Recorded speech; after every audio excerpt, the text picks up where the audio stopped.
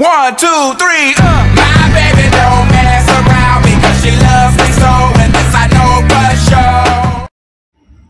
So guys, ito yung mga kailangan natin. So may tatong block kita ito na unsalted butter. So yan, room temperature yan. Then gagamit din tayo ng 5 lata na condense.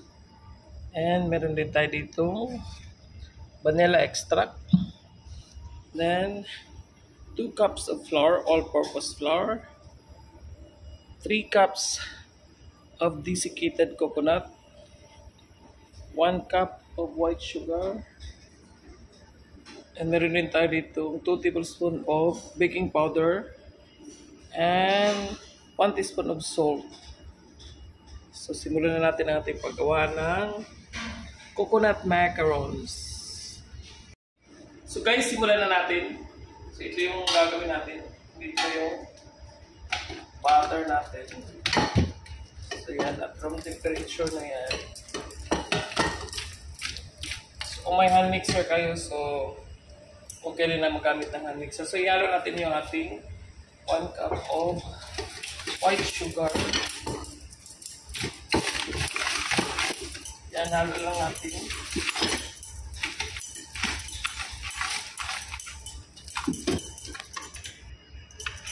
So guys, pag ganito na yung texture, so pwede na natin ihalo. So may nakalimutan pala akong ingredients. So kailangan pala natin ng eggs. So 5 eggs yung gagamitin ko dahil marami yung gagawin ko. So 1 at a time na lang. Yan.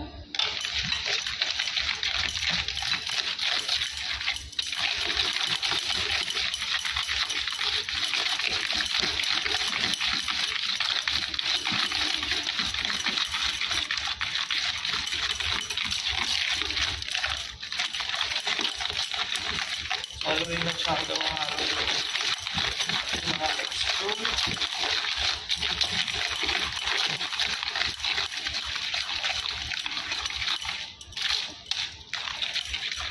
So yan, so pwede na natin ihalo ang ating salt.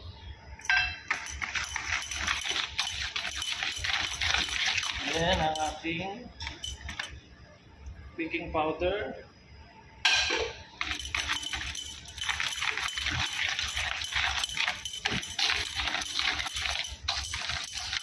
Ayan ang ating condensed milk. So 5 lata yung gamit ko. So ayan, pang-4 na yan.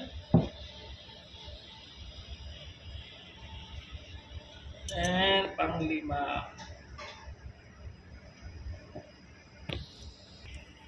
So yan, so may naiwan pa. So wala tayo ng kutsara.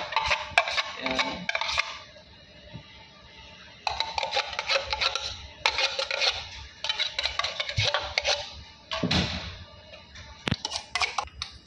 Then, idagdag na natin yung vanilla. Siguro mga 1 teaspoon lang. Ayan. Then, haluin natin. Ayan. And may isa pa pala akong nakalimutan na ingredients. So ito pala ang ating sekreto para maging malinam na ang ating coconut macarons. So yan, mga 1 cup lang ng cream. Yan. And haluin natin.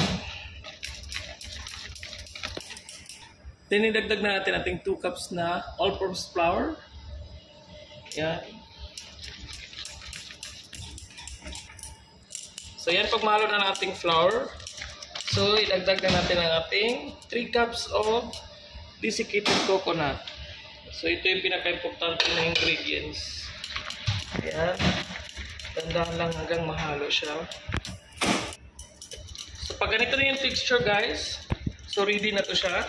So, kailangan lang ating oven is preheated to 180 degrees Celsius. So, lulutuin natin to ang ating macaron sa loob ng 15 to 20 minutes. So guys, dito natin siya ilalagay. So wala akong yung maliliit na hulmahan. So okay lang yan. So yung muffin molder yung ginamit ko dito. So ayan. Lagay na natin. So guys, so ito yung scooper ko. So kahit anong scooper na gagamitin nyo, so okay lang yan. Yan, lagay natin diyan.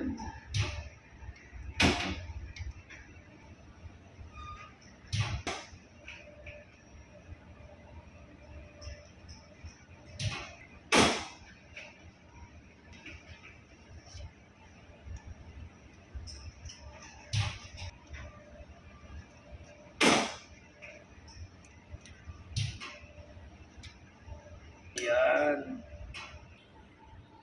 So guys, preheated na ang ating oven, preheated na. So yan, lulutuin natin siya sa loob na 15 minutes. Yan. So ito yung timer natin, 15 minutes.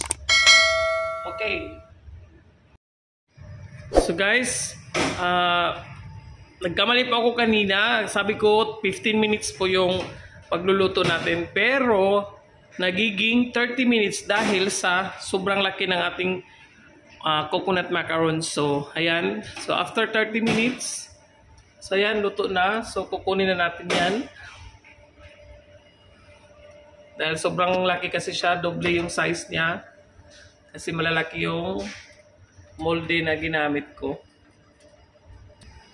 So, guys, naluto na ang ating coconut macarons. So, ito na siya. Yan. So guys, 30 minutes yung cooking time niyan. So nagkamali pa ako kasi sa sobrang laki niya. So don't worry. Yan, 30 minutes lang. Luto na ang ating coconut macarons. So I hope you like this video. Yan. Ang ating coconut macarons. So guys, maayong buntag. So today's video is gumawa ako ng coconut macarons. So naluto na siya. So ito na. Ayan. So ganito karami yung nagawa natin sa ating recipe, sa ating mga ingredients kanina. So ayan. So guys, this video is 30 minutes cooking time. So nagkamali pa ako kanina. So hindi pwedeng hindi natin ito tikman. So yeah, ito na. Kukuha tayo ng isa. Dito tayo kuha. Ayan. Tingnan nyo naman ang ating coconut macarons. Ayan.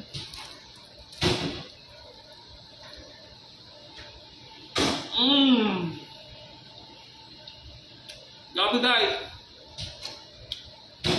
Sobrang sarap. Yung texture niya, yung lambot, at saka yung namnam. Grabe kasarap.